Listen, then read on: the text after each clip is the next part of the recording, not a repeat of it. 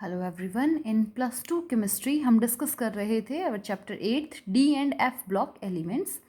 In this chapter we already discussed about the physical properties of D block elements, and in our last lecture we discussed about uses of transition metals.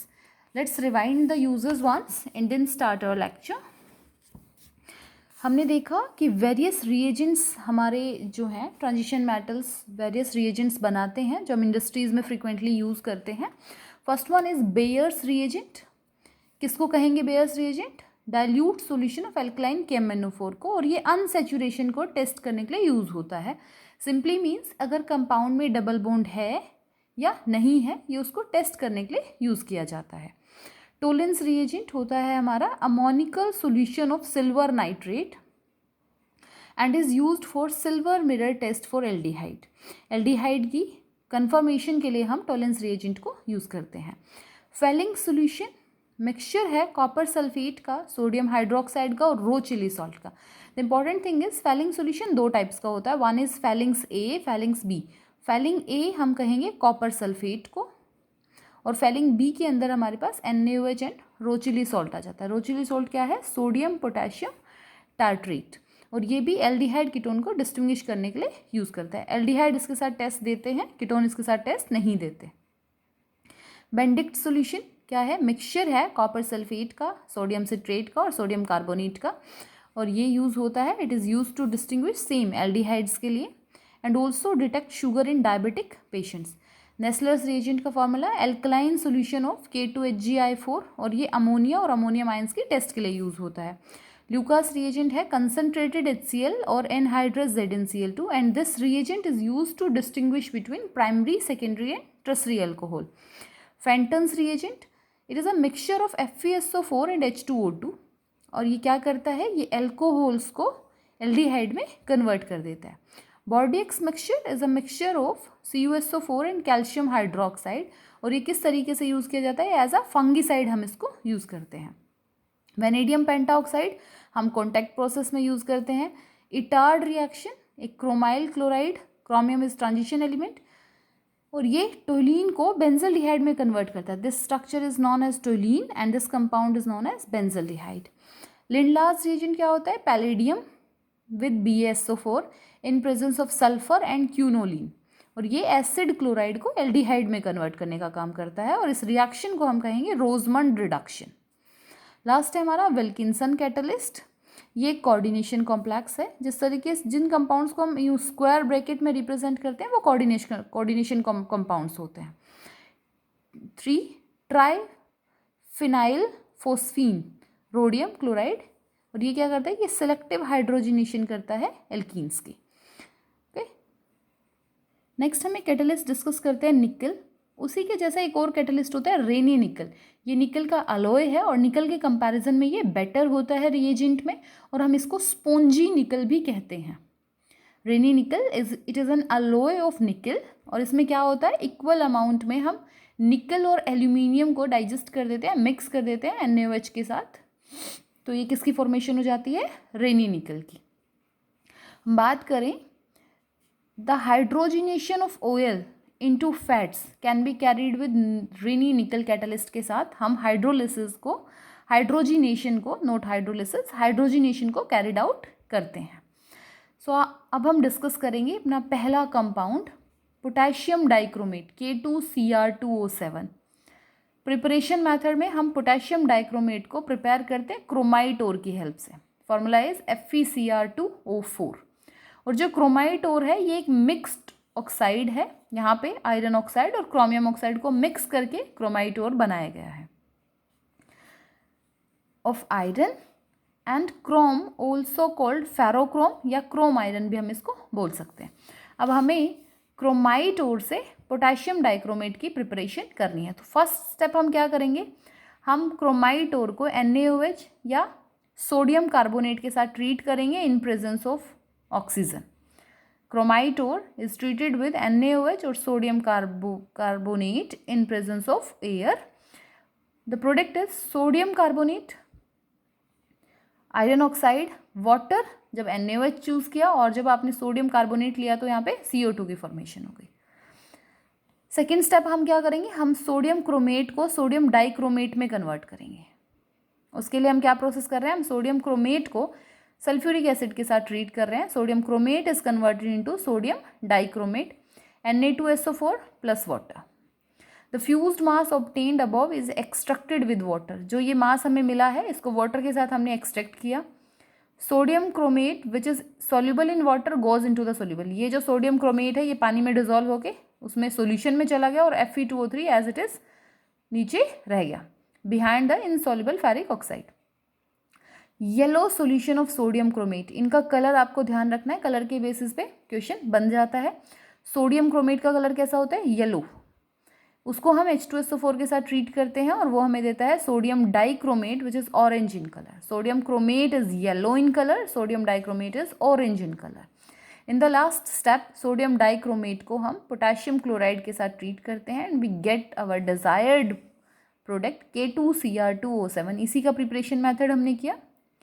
So simple सा method है, इसमें आपको chromite ओर use करना है। First step में chromite ओर को alkali के साथ ट्रीट कर दीजिए या आप उसको सोडियम कार्बोनेट के साथ ट्रीट कर सकते हैं। सोडियम क्रोमेट येलो कलर का सब्सटेंस बन जाएगा। इस सब्सटेंस को वाटर के साथ ट्रीट कीजिए। ये सब्सटेंस वाटर में डिजोल्व होता है तो ये वाटर के साथ सॉल्यूशन में चला जाएगा और ये एज इट इज़ बीकर में नीचे रह जाएगा। उस सॉल्यूशन को आप H2SO4 के साथ ट्रीट कीजिए। द सोडियम का क्रोमेट येलो सॉल्यूशन जो है वो कन्वर्ट हो जाएगा ऑरेंज सॉल्यूशन में और कलर चेंज से आपको पता चलेगा कि यहाँ पे सोडियम डाइक्रोमेट की फॉर्मेशन हो गई। लास्ट स्टेप में सोडियम डाइक्रोमेट को आप KCl के साथ ट्रीट कर दीजिए and you get NaCl and potassium dichromate. Next हम डिस्कस करेंगे इनकी प्रॉपर्टीज़ के बारे में। सोडियम क्रोमेट का कलर येलो, सोडियम डाइक्रोमेट का ऑरेंज, पोटेशियम डाइक्रोमेट का भी ऑरेंज रेड कलर होता है। फर्स्ट अगर प्रॉपर्टी की हम बात करें फिजिकल स्टेट, जो पोटेशियम डाइक्रोमेट है वो ऑरेंज रेड क्रिस्टल्स होते हैं which melt at 669 kelvin.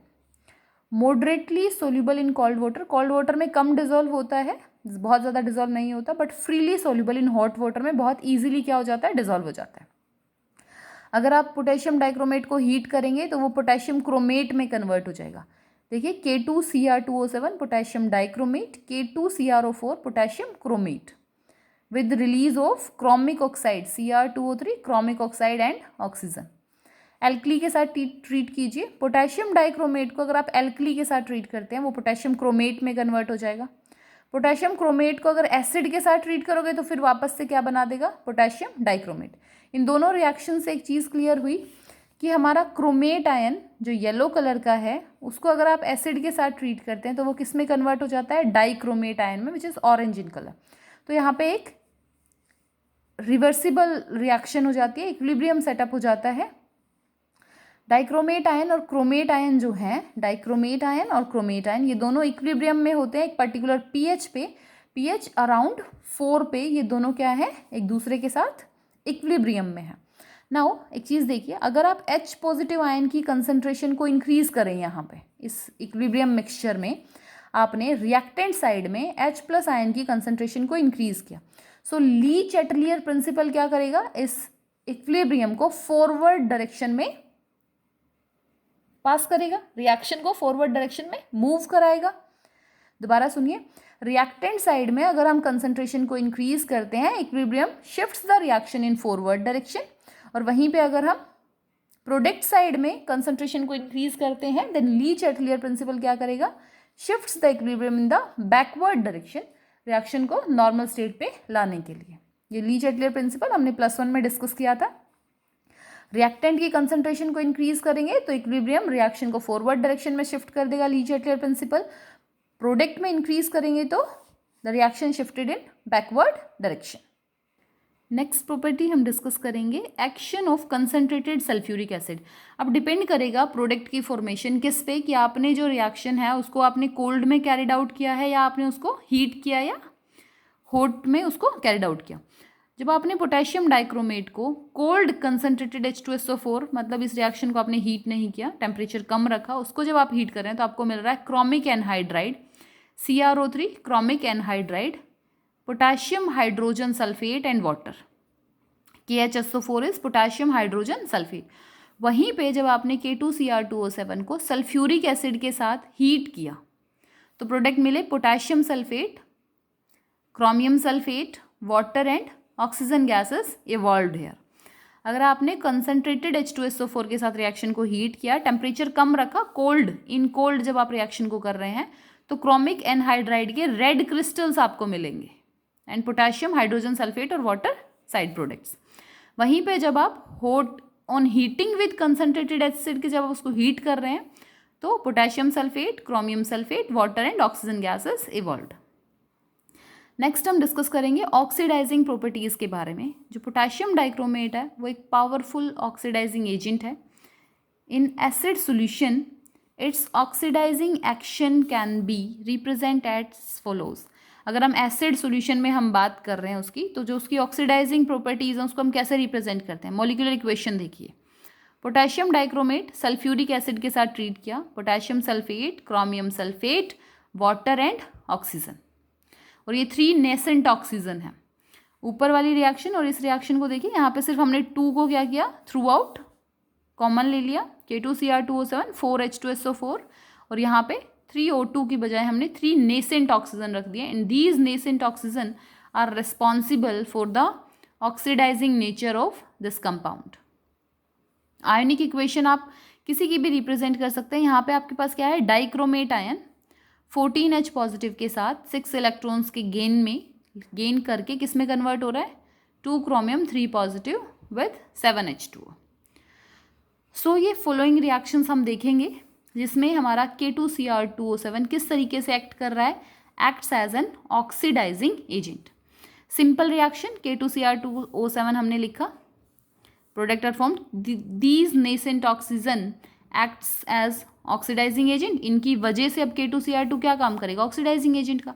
So potassium iodide when treated with H2SO4 nascent oxygen converted into K2SO4 and I2। देखिए यहाँ पे Ki किस में कन्वर्ट हो गया, I2 में। I is negative here, I2 is 0 here. -1 से ऑक्सीडेशन नंबर बोला मैंने, इन Ki के अंदर I के ऊपर -1 चार्ज है और I2 पे 0 चार्ज है। न्यूट्रल स्पीसीज मॉलिक्यूल पे 0 होता है ऑक्सीडेशन नंबर। सो -1 to 0 क्या हुआ, इंक्रीज इन ऑक्सीडेशन नंबर। तो इस तरीके से आप इस रिएक्शन को रिप्रेजेंट करेंगे। अब इन दोनों रिएक्शंस को आपको एक साथ लिखना है। So multiply the second reaction with 3 to cancel out these nascent oxygen. K2Cr2O7 7H2SO4 6 Ki, product are K2SO4 Cr2SO4 thrice 7H2 and 3I2। Simply आप रिप्रेजेंट कर सकते हैं कि Ki को I2 में ऑक्सीडाइज कर दिया किसने, पोटेशियम डाइक्रोमेट ने। This is ionic reaction. Dichromate ion ने एसिड की प्रेजेंस में I नेगेटिव को ऑक्सीडाइज कर दिया I2 में और खुद रिड्यूस हो गया वो क्रोमियम +3 के अंदर। ये जो रिएक्शन है इसको हम यूज करते हैं आयोडाइड आयंस की एस्टिमेशन के अंदर। नेक्स्ट इज फेरस सॉल्ट को फेरिक सॉल्ट में। सिंपली फेरस होता है Fe+2, फेरिक होता है Fe+3, तो +2 सॉल्ट्स को उसने Fe+3 सॉल्ट्स में कन्वर्ट कर दिया। देखिए फर्स्ट रिएक्शन अब कॉमन रहेगी सब में। Second reaction FeSO4 converted into Fe2SO4 thrice। Nascent oxygen acts as oxidising agent here and this is overall reaction. So FeSO4 या Fe+2 किस में चेंज हो गया, अब Fe+3 में। आपको कंप्लीट रिएक्शन भी देखनी है और आपको आयोनिक रिएक्शंस को भी ध्यान से देखना है। और ये जो रिएक्शन है ये किस लिए यूज हो रही है, यहाँ पे एस्टिमेशन ऑफ फेरस आयंस की एस्टिमेशन के लिए हम यूज करते हैं K2Cr2O7 को। H2S को सल्फर में ऑक्सीडाइज कर दिया, H2S in presence of nascent oxygen, और वो सल्फर में कन्वर्ट हो गया। This is the overall reaction. यहाँ पे H2S किस में कन्वर्ट हो गया, S में। इस 3 को मल्टीप्लाई कर रहे हो to cancel out this oxidising agent. यहाँ से और यहाँ से कैंसिल आउट हो जाएगा दोनों रिएक्शंस को जब आप प्लस करेंगे first and second. Ionic reaction K2 को हटा दिया तो इस पे -2 चार्ज, यहाँ पे हमें H पॉजिटिव लेने हैं जिसको यूज करना है इस रिएक्शन में, और 3H2S। Chromium dichromate ion converted into chromium +3 7H2 with 3S। Sulphides को सल्फेट्स में कन्वर्ट कर दिया। सल्फाइड्स होते हैं SO3 2 नेगेटिव, सल्फाइट बोलते हैं इस आयन को। देखो SO3 2 negative is known as sulphite, और पोटेशियम डाइक्रोमेट ने सल्फाइट को किस में कन्वर्ट कर दिया, सल्फेट में। क्लियर? रिएक्शंस को बैलेंस करना है, आयोनिक रिएक्शंस को भी आपको साथ साथ याद रखना है। फर्स्ट में उसने क्या किया, I नेगेटिव को I2 में ऑक्सीडाइज किया, Fe+2 को Fe+3 में ऑक्सीडाइज किया, H2S को सल्फर में ऑक्सीडाइज किया, SO3 2 नेगेटिव को SO4 2 नेगेटिव में ऑक्सीडाइज किया। SO3 2 नेगेटिव सल्फाइट होता है, SO4 2 नेगेटिव सल्फेट होता है। Clear?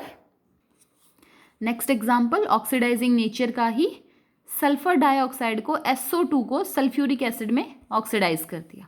K2Cr2O7 plus H2SO4 plus 3SO2 convert कर दिया उसने K2SO4 Cr2SO4 thrice 4H2।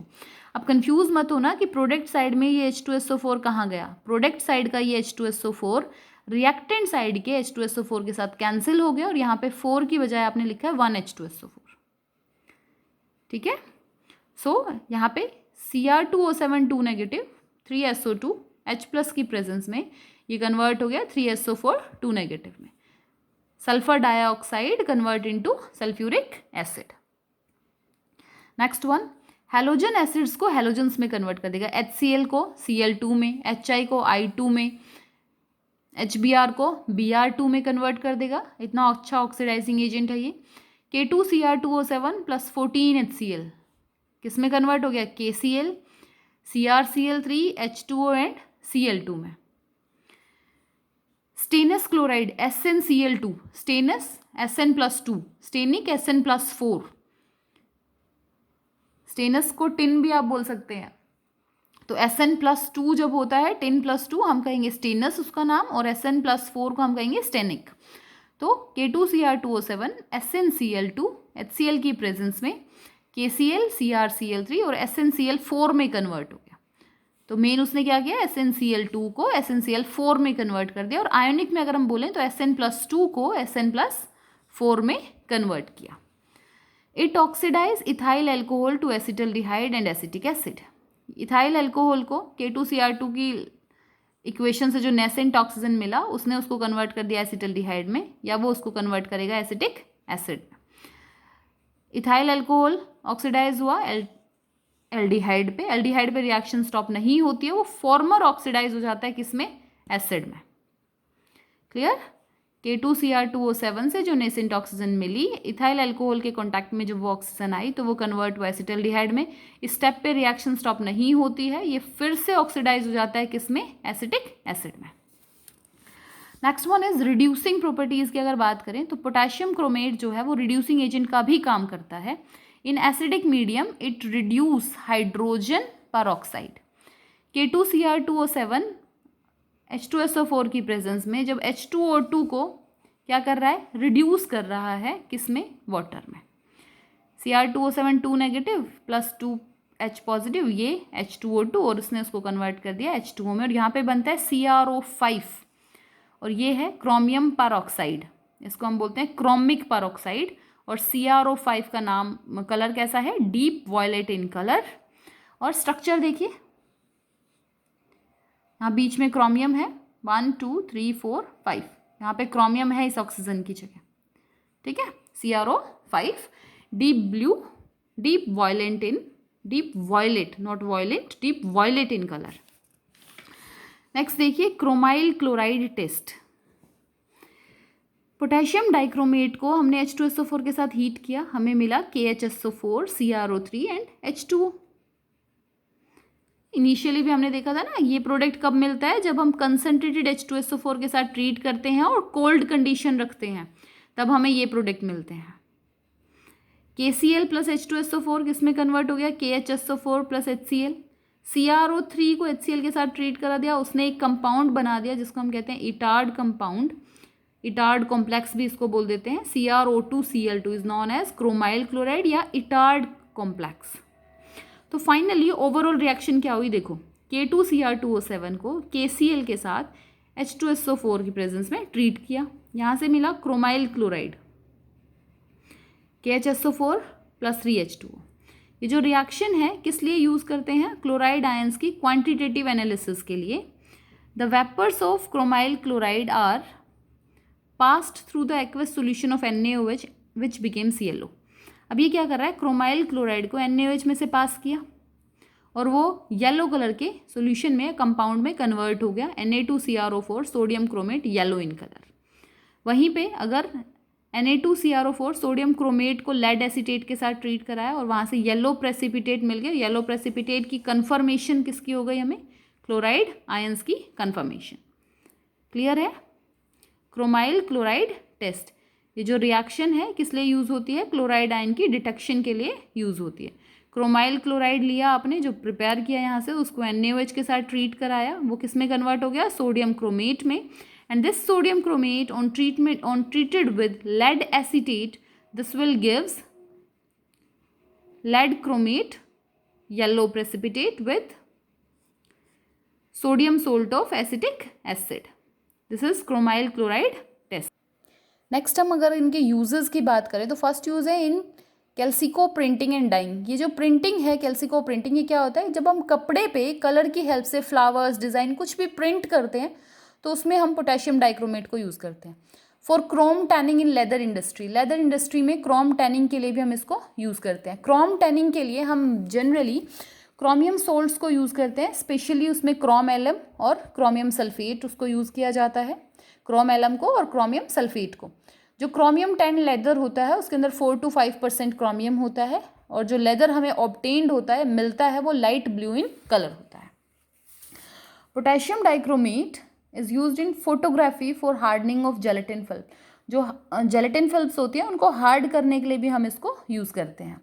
Compounds बनाने में काम आता है, जैसे Chrome alum, K2SO4 Cr2SO4 thrice 24H2O। ये जो क्रोम एलम है ना, इसको डबल सॉल्ट भी कहते हैं। कोऑर्डिनेशन कंपाउंड में हम दोबारा डिस्कस करेंगे इसको। K2SO4 Cr2SO4 thrice 24H2O। Chrome yellow PbCrO4, Chrome yellow PbCrO4, Chrome red PbCrO4.PbO और जिंक येलो का फॉर्मूला होता है ZnCrO4। दोबारा देखो, क्रोम येलो PbCrO4 और क्रोम रेड किसका नाम है, PbCrO4.PbO। क्रोमिक एसिड मिक्सचर है किसका, K2Cr2O7 और कंसनट्रेटेड H2SO4 का। Chromic acid mixture of potassium dichromate and concentrated sulphuric acid, और वो किस लिए यूज़ किया जाता है, क्लिनजिंग पर्पस के लिए ग्लास वेयर्स में। Fe+2 आयन का एस्टिमेशन करते हैं, हमने अभी देखा।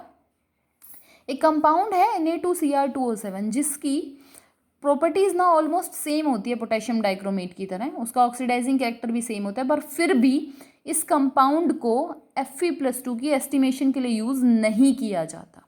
रीज़न क्या है उस बात का, इसका स्ट्रॉन्ग कोरोसिव एक्शन होता है स्किन पे और ये हाईली पॉइजनस होता है, एज वेल एज ये कार्सियोजेनिक नेचर रखता है। कार्सियोजेनिक सिंपली मीन्स कैंसर कॉजिंग इसका नेचर होता है। That's why this compound is not used in the estimation of Fe+2। बात करते हैं स्ट्रक्चर्स की, तो क्रोमेट आयन CrO4 2- का टेट्राहेड्रल स्ट्रक्चर होता है। देखिए, 2 डबल बॉन्डेड ऑक्सीजन है, 2 सिंगल बॉन्डेड ऑक्सीजन है विद 2 होल चार्ज। Cr2O7 2- में 2 टेट्राहेड्रन अपना एक कॉर्नर शेयर कर लेते हैं। The structure of Cr2O7 2- is this and CrO4 2- is this. Clear. Next compound हम डिस्कस करेंगे potassium permanganate KMnO4। Potassium permanganate KMnO4, हम इसको प्रिपेयर करते हैं विद द मिनरल पायरिलुसाइट। कौन से मिनरल से, पायरिलुसाइट से। K2Cr2O7 को किससे प्रिपेयर कर रहे थे हम, क्रोमाइट ओर से, और पोटेशियम परमैंगनेट को किससे प्रिपेयर कर रहे हैं, पायरिलुसाइट से। देखिए, फर्स्ट स्टेप जो है, पायरिलुसाइट से हमें पोटेशियम मैग्नेट बनाना है। Potassium magnet K2MnO4, potassium permanganate KMnO4। नाम में कंफ्यूज नहीं होना, अगर पर लिखा है तो सिंपल KMnO4 और पोटेशियम मैग्नेट लिखा है तो K2MnO4। MnO2 को KOH के साथ ट्रीट कर दो ऑक्सीजन की प्रेजेंस में, K2MnO4 बन जाएगा। MnO2 को K2CO3 के साथ ट्रीट कर दीजिए in presence of oxygen, K2MnO4 + 2CO2 is formed. MnO2 + 2 KOH KNO3 की प्रेजेंस में ये कन्वर्ट हो जाएगा K2MnO4। तो with using these following reactions हम पायरोलुसाइट ओर से या मिनरल से पोटेशियम मैग्नेट बनाएंगे। सेकेंड स्टेप में हमें क्या करना है, पोटेशियम मैग्नेट से पोटेशियम परमैंगनेट बनाना है। अब पोटेशियम मैग्नेट को CO2 के साथ ट्रीट कर दीजिए, पोटेशियम पर मैग्नेट मिल जाएगा और MnO2 एज अ प्रेसिपिटेट बाहर। उसको Cl2 के साथ ट्रीट कर दीजिए, पोटेशियम पर मैग्नेट मिल जाएगा। पोटेशियम मैग्नेट को ओजोन के साथ ट्रीट कर दीजिए, in presence of water we get potassium manganate. Clear? हम उसका इलेक्ट्रोलिटिक ऑक्सीडेशन भी कर सकते हैं कि MnO4 ब्रेक डाउन होगा 2K पॉजिटिव MnO4 2 नेगेटिव में, H2O ब्रेक डाउन करेगा H पॉजिटिव OH नेगेटिव में। इसका सोल्यूशन लेना है। सो एनोड के ऊपर जो MnO4 2 negative green is oxidised to MnO4 negative purple. MnO4 2 negative K2MnO4 potassium manganate green colour का होता है और पोटेशियम पर मैग्नेट पर्पल कलर का होता है। और देखो यहाँ पे एनोड ही लिखा हुआ है, ये कैथोड है जिस पे रिडक्शन होता है, एनोड पे ऑक्सीडेशन होता है। कैथोड पे क्या हो जाएगा? Reduction, H positive gain 1 electron and converted into half H2। सो हम इसको केमिकल ऑक्सीडेशन से भी बना सकते हैं और इलेक्ट्रोलिटिक ऑक्सीडेशन से भी बना सकते हैं। क्या किया हमने इस स्टेप में? हमने इस स्टेप में पोटेशियम मैग्नेट को पोटेशियम पर मैग्नेट में कन्वर्ट किया है। पोटेशियम मैग्नेट जो है K2MnO4 ये ग्रीन कलर का कंपाउंड है और पोटेशियम पर मैग्नेट पर्पल कलर का कंपाउंड है। प्रॉपर्टीज की अगर बात करें तो पोटेशियम पर मैग्नेट जो है वो dark purple black prismatic crystal होता है, ग्रीनिश मेटेलिक लश्चर है। ये मेल्ट होता है 523 केल्विन पे। Moderately soluble in water at room temperature gives a purple solution. उसकी सोल्यूबिलिटी वाटर के साथ वाटर में इंक्रीज होती है टेम्परेचर बढ़ाने के साथ साथ। रूम टेम्परेचर पे अगर आप डिजोल्व करेंगे तो डिजोल्व तो हो जाएगा पर बहुत अच्छे से डिजोल्व नहीं होगा, बट जैसे जैसे आप टेम्परेचर इंक्रीज करोगे उसकी सोल्यूबिलिटी इंक्रीज हो जाएगी। अगर आप पोटेशियम पर मैग्नेट को हीट करते हैं तो वो आपको देगा potassium manganate, manganese oxide and O2। Oxidising nature की बात करें तो पोटेशियम पर मैग्नेट जो है वो एक पावरफुल ऑक्सीडाइजिंग एजेंट है, न्यूट्रल में भी, एल्कलाइन में भी और एसिडिक में भी। सबसे पहले देखते हैं न्यूट्रल का। न्यूट्रल में जब KMnO4 वाटर में डिजोल्व होता है तो वो KOH, MnO2 और नेसेंट ऑक्सीजन बनाता है। इस KOH की फॉर्मेशन होने की वजह से ना ये भी ऑलमोस्ट एल्कलाइन नेचर की तरह ही बिहेव करने लग जाता है। जो एल्कली बना OH नेगेटिव प्रोड्यूस, ये मीडियम को क्या कर देता है? एल्कलाइन कर देता है जब हम न्यूट्रल सॉल्यूशन से स्टार्ट करते हैं। स्टार्ट तो हमने वाटर से किया था बट KOH की फॉर्मेशन ने क्या कर दिया? अब मिक्सचर को एल्कलाइन कर दिया और यहाँ पे ये O वापस से वही नेसेंट ऑक्सीजन क्या करेगा? कंपाउंड को ऑक्सीडाइज करने का काम। H2S is oxidised into sulphur. MnO4 negative ने H2S को कन्वर्ट कर दिया, OH negative is formed, MnO2 water and 3S। Manganese sulphate MnSO4 MnO2 में ऑक्सीडाइज हो गया with the help of KMnO4। KMnO4 MnSO4 plus water convert हो गया MnSO4 किस में? MnO2 में। आयनिक रिएक्शन भी साथ में लिखी हुई है, देखिए MnO4 negative plus 3Mn plus 2 water, MnO2 plus 4H positive. Sodium thiosulphate को सोडियम सल्फेट में कन्वर्ट कर दिया। Sodium thiosulphate Na2S2O3 convert into Na2SO4। KMnO4 water की प्रेजेंस में हम न्यूट्रल मीडियम में कर रहे थे, ये एल्कलाइन हो जाता है। क्यों? क्योंकि प्रोडक्ट में एक ही चीज़ बन जाती है, इस वजह से ये एल्कलाइन होता है। स्टार्ट तो हम न्यूट्रल ही करते हैं इसको। Sodium thiosulphate converted into sodium sulphate, MnO4 negative water, S2O3 2 negative convert हो गया OH नेगेटिव में और SO4 2 नेगेटिव में। नेक्स्ट हम बात करते हैं ऑक्सीडेशन इन एल्कलाइन सॉल्यूशन में।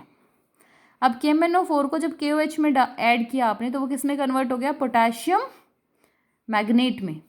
पोटेशियम पर मैग्नेट को जब आपने एल्कली के साथ ट्रीट किया तो वो किस में कन्वर्ट हो गया? पोटेशियम मैग्नेट में। Purple colour converted into green colour solution with release of O2। अब इसके एग्जांपल देखते हैं। देखो in the very starting KMnO4 जब KOH बेस के साथ एल्कली के साथ ट्रीट हुआ तो कन्वर्ट हो गया पोटेशियम मैग्नेट में। पोटेशियम मैग्नेट जो है वो रिड्यूसिंग एजेंट की प्रेजेंस में फिर से रिड्यूस हो जाता है और वो कंपाउंड बना देता है MnO2। तो ओवरऑल हमारी फाइनल रिएक्शन क्या होती है? MnO4 नेगेटिव वाटर की प्रेजेंस में कन्वर्ट हो जाता है MnO2 में, OH नेगेटिव में और 3 nascent oxygens are released here. Now again these 3 nascent oxygens acts as oxidizing agent. So Ki को ऑक्सीडाइज कर दिया KiO3 में पोटेशियम आयोडेट के अंदर। KMnO4 Ki water, MnO2 is formed, KOH and KiO3। Alkaline KMnO4 जो है वो bears reagent, हमने अभी भी पढ़ा यूजेस ऑफ ट्रांजिशन मेटल्स में। ये क्या करेगा, ये डबल बॉन्ड की प्रेजेंस को वेरीफाई कराएगा। एल्कलाइन KMnO4 का कलर होता है पर्पल। अगर आपने उसमें कोई ऐसा कंपाउंड डाला जिसमें डबल बॉन्ड प्रेजेंट है तो उसका जो वॉयलेट कलर है, पर्पल कलर है, वो डिसअपियर होने लग जाएगा। दोबारा सुनिए, अगर अनसेचुरेटेड कंपाउंड्स में हम एल्कलाइन KMnO4 को ऐड करते हैं तो एल्कलाइन KMnO4 का पर्पल कलर डिसअपियर हो जाता है। ओके, लास्ट देखते हैं इन एसिडिक मीडियम। अभी तक हमने बात की न्यूट्रल मीडियम में, एल्कलाइन मीडियम में, अब हम बात करेंगे एसिडिक मीडियम में। KMnO4 in presence of acid gives K2SO4, MnSO4, water and 5 nascent oxygen, and these nascent oxygen acts as the oxidizing agent for various chemical reactions। अब देखिए KMnO4 जो है वो हमने H2SO4 चूज किया, ना तो वहाँ पे हमने नाइट्रिक एसिड लिया। क्यों? क्योंकि नाइट्रिक एसिड जो है वो खुद ही बहुत अच्छा ऑक्सीडाइजिंग एजेंट है। और HCl हमने इसलिए नहीं लिया क्योंकि HCl वीक है, तो KMnO4 जो है वो HCl को ही क्या कर देगा, ऑक्सीडाइज कर देगा और हमें नेसेंट ऑक्सीजन नहीं मिलेंगे। देखो कैसे, KMnO4 अगर HCl की प्रेजेंस में आप उसको मीडियम एसिडिक करने की कोशिश करेंगे तो वो HCl को क्या कर देगा, ऑक्सीडाइज कर देगा, किसमें, Cl2 में। सो KMnO4 क्या कर रहा है, Fe+2 को Fe+3 में ऑक्सीडाइज कर रहा है। K2Cr2O7 ने भी किया ये reaction. KMnO4 acid FeSO4 Fe+2 में है, यहाँ पे ऑक्सीडेशन स्टेट किस में कन्वर्ट हो गई, Fe+3 में।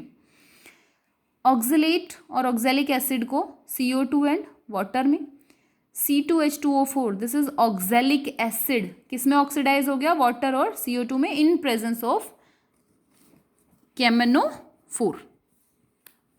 उसके बाद एक इंटरेस्टिंग फैक्टर ये है कि KMnO4 जो है डाइल्यूट सल्फ्यूरिक एसिड के साथ वो K2Cr2O7 की तरह बिहेव करता है और एस्टिमेशंस में भी काम आता है। Fe+2 को Fe+3 के एस्टिमेशन में ये काम आता है और ये बेटर है K2Cr2O7 से। क्यों बेटर है? क्योंकि इसका जो पर्पल कलर होता है ना वो इसको सेल्फ इंडिकेटर बनाता है, कोई एक्स्ट्रा इंडिकेटर की ज़रूरत फिर हमें नहीं होती। दैट्स वाई जो हमारा KMnO4 है वो बेटर है, बेटर रिएजेंट है, किससे, एसिडिफाइड K2Cr2O7 से, क्योंकि वो एक इंटरनल इंडिकेटर का काम करता है, एक्सटर्नल इंडिकेटर की ज़रूरत हमें नहीं होती। बल्कि जब हम K2Cr2O7 को यूज़ करते हैं ना तो हम एक एक्सटर्नल इंडिकेटर डालते हैं जिसका नाम है potassium ferricyanide. Clear? Is needed in dichromate titration. जब हम पोटेशियम डाइक्रोमेट की हेल्प से Fe+2 और Fe+3 के एस्टिमेशन की बात कर रहे होते हैं तो हमें एक एक्सटर्नल इंडिकेटर की ज़रूरत होती है and the indicator name is potassium ferricyanide. Okay, next one देखिए, H2S को सल्फर में ऑक्सीडाइज कर दिया। KMnO4 H2SO4 की प्रेजेंस में H2S convert into K2SO4 MnSO4 water and 5 sulphur.